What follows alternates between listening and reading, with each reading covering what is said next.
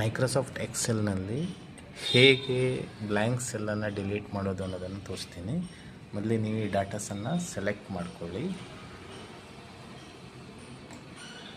So ಇಲ್ಲೇನಾಗಿದೆ, ಒಂದೊಂದು blank ಸೆಲ್ಗಳಿದೆ, ಎಲ್ಲ ಇದೆ ಡಾಟಾಸೆಲ್ಲು.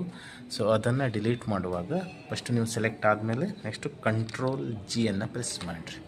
ಸೊ ಇಲ್ಲಿ ಗೋ ಟು ಅನ್ನೋ ಆಪ್ಷನ್ ಬರುತ್ತೆ. ಸೊ ಇದರಲ್ಲಿ ಸ್ಪೆಷಲ್, ಇಲ್ಲಿ ಬ್ಲ್ಯಾಂಕ್ ಸೆಲ್, ಆಮೇಲೆ ಓಕೆ. ಸೊ ಈಗ ಬ್ಲ್ಯಾಂಕ್ ಸೆಲ್ಲನ್ನು ಸೆಲೆಕ್ಟ್ ಮಾಡ್ಕೊಳ್ಳುತ್ತೆ, ಉಳಿದಿರೋ ಡಾಟಾಸ್ ಎಲ್ಲ ಡಿಸೆಲೆಕ್ಟ್ ಹಾಕ್ಕೊಂಡಿರುತ್ತೆ. ನೆಕ್ಸ್ಟು ನೀವು ಆಲ್ಟ್ ಪ್ರೆಸ್ ಮಾಡಿರಿ. ಸೊ ಎಲ್ಲ ಟ್ಯಾಬಿನ ಶಾರ್ಟ್ಕಟ್ ಕೀಸ್ ತೋರಿಸುತ್ತೆ. ಆಮೇಲೆ ಎಚ್ಚನ್ನು ಪ್ರೆಸ್ ಮಾಡಿರಿ. ನೆಕ್ಸ್ಟು ಡಿ ಪ್ರೆಸ್ ಮಾಡಿರಿ. ಆಮೇಲೆ ಆರ್ ಪ್ರೆಸ್ ಮಾಡಿರಿ. ಆಟೋಮೆಟಿಕ್ಕಾಗಿ ಡಿಲೀಟ್ ಆಗಿಬಿಡುತ್ತೆ.